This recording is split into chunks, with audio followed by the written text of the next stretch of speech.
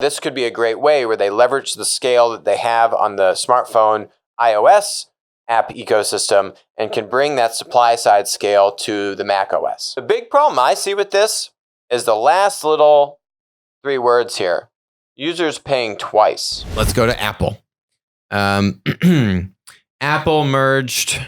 They'd spoken about this. So their target is by 2021 to have iOS and macOS basically be ubiquitous in the sense that if I'm an app developer and I make an app for the iPad, that app will magically work for the laptop, for the Mac OS. Right. So they've created this tool that at the moment is what it's supposed to do. Catalyst is that if I have an iPad app, I can basically use Catalyst and go through a checklist, convert it to the Mac, and then all of a sudden it's available on Mac OS laptops, desktop computers as well. But there's some challenges with that, right? Yeah, and basically this article is saying the developers are saying it's not really working right, yada, yada, yada. I think that's fine, right? I mean, if the goal is 2021, you got a lot of time to figure that out. We got over a year here where if, they're going to do this in cycles, this is V1, I get it, makes sense. The big problem I see with this is the last little 3 words here, users paying twice. I think this is really interesting. So it makes a lot of sense for Apple to do this on the supply side, on the producer side, where now if I'm a developer, I'm now able to just bring more inventory of apps to the desktop, to the laptop. And so, if you look at the App Store, it was predicated on the smartphone and then on the iPad.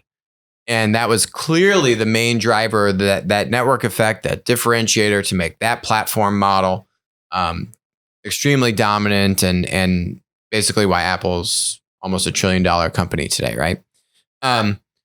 Their market share with the Mac OS is much, much, much, much lower compared to Windows.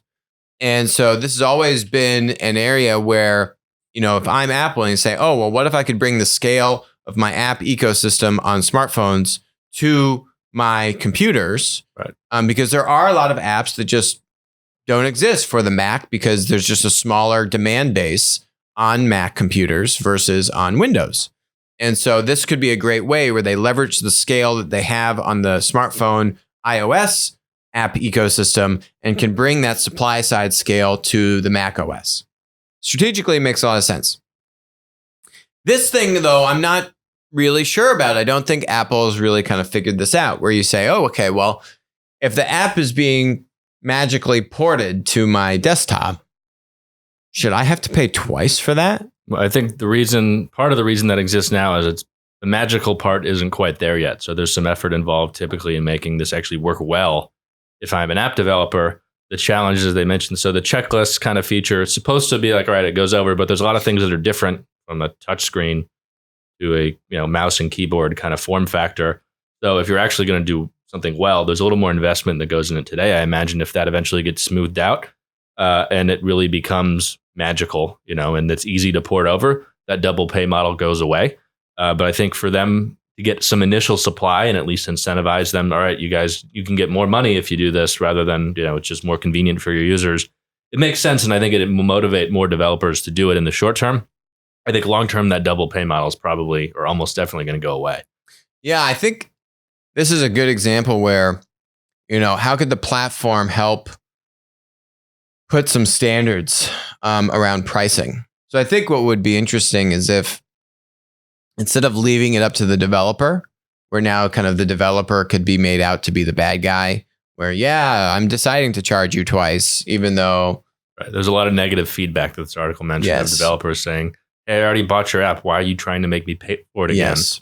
So I would say, like, if Apple just says, hey, there's a 30% premium or additional fee, for example, if you are using the app, or if you want to unlock this app that you already bought on the phone and now you want it to work on the desktop or something like that, right? It's still a discount compared to what it used to be, but there's still a little bit more incentive for the developer.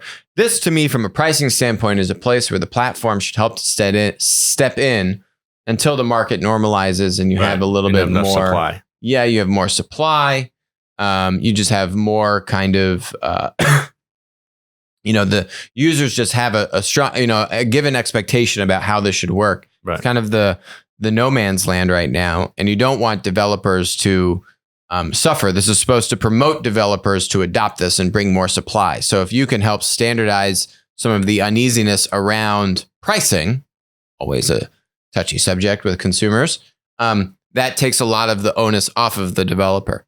So that's one thing I think if I was Apple, I would move much more quickly on this paying part of the equation, and the development stuff will eventually work out the kinks. Hi, this is Alex Mozed. Thanks for joining us on Winner Take All.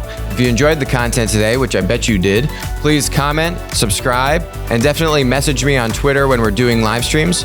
Also, please note, all opinions expressed about stocks or public companies on the show are exactly that, opinions. This is not investment advice. Don't act on it. WisdomTree licensed Applico's Platform Insights data product to aid in the creation of the PLAT ETF. Thanks for joining us.